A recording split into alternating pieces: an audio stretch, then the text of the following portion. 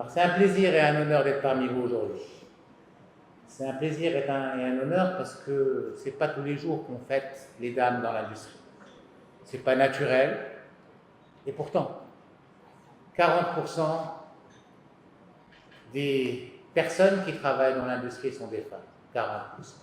C'est bien au-dessus que bien d'autres secteurs. Et on vous en remercie. Vous créez de la valeur tous les jours.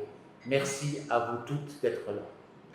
Deuxième chose, qui a dit qu'il n'y avait pas de femmes patronnes dans l'industrie? Il n'y a que ça ici aujourd'hui, c'est un bonheur de vous voir. Il faudrait une salle encore plus grande pour pouvoir vous accueillir. Continuez à vous développer, c'est un bonheur et vous êtes bien partis. Oui? Vous êtes bien partis. Vous savez que toutes les études disent que les entreprises dirigées par des femmes sont 21% plus performantes que les entreprises dirigées par des hommes. Et vous y croyez en plus, hein? Et après on demande la parité, le machin. Non, on est meilleurs. Vous avez raison, vous êtes meilleurs. Vous connaissez la blague d'aujourd'hui, je vais vous la faire quand même si elle est un peu... La blague d'aujourd'hui que j'ai entendue, elle n'est pas... Un homme qui s'excuse quand il a tort est un homme honnête. Vous la connaissez? Hein? Un homme qui s'excuse quand il doute est un homme sage. Un homme qui s'excuse quand il a raison est un homme marié. C'est pour vous rendre les 21%. Alors c'est un bonheur d'être parmi vous aujourd'hui. Je vous ai dit 40%, 21% plus efficace, mais seulement, Hanan, 12%, 11%, 13% de dirigeantes. 1 sur 10. On est bien parti pour rattraper ça, on a encore du boulot. Ce qui est rassurant, c'est qu'on a la moitié qui sont dans les écoles d'ingénieurs, c'est bien, mais il ne faut pas rester dans le technique, il faut prendre des responsabilités et traverser la fameuse vallée de la vie, ça veut dire la phase où on donne la vie à des enfants ensemble, hommes et femmes en général. En tout cas au Maroc, en général, on le fait comme ça.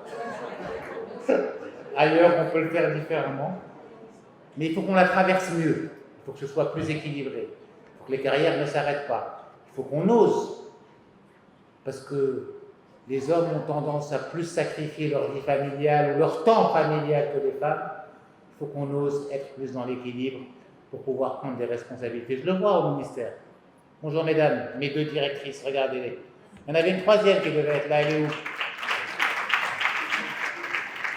Elle n'est pas là, Aïda? Elle arrive. Ahlam aussi n'est pas là non plus. Mais elle devrait arriver, même pas. Il y a une ex-directrice en bleu, elle est où? Elle est où? Elle est là-bas, une ex-DG en plus.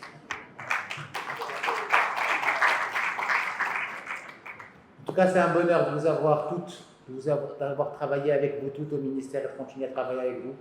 L'industrie, dans l'administration, c'est vous. Et on compte sur vous et vous créez un énorme effet de levier.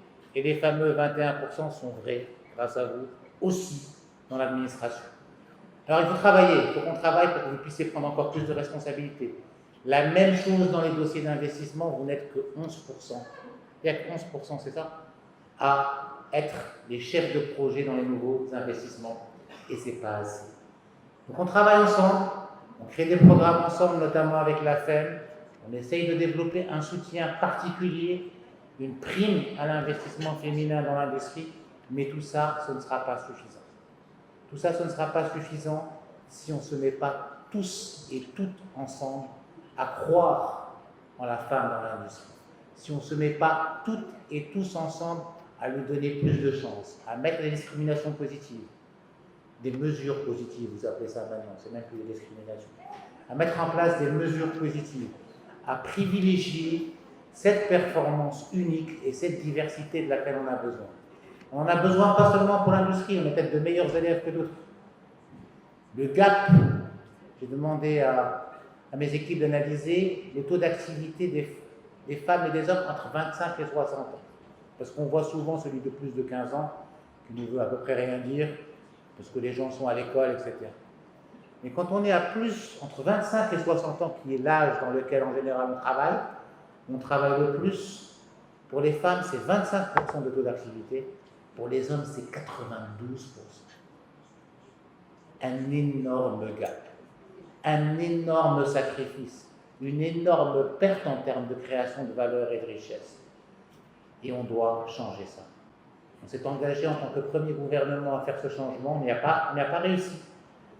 C'est probablement l'un des points sur lesquels on doit encore plus travailler, c'est de monter le taux d'activité des femmes de 20 à 30%. C'est le premier gouvernement qui s'engage à faire ça.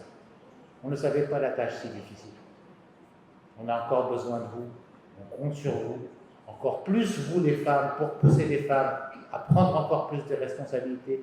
Sachez qu'au-delà de la façon la plus dure, du chemin le plus dur qui a été le vôtre pour arriver à ce niveau de responsabilité, vous avez en plus ce rôle de modèle pour celles qui vous suivent. Bon courage, on compte sur vous et merci.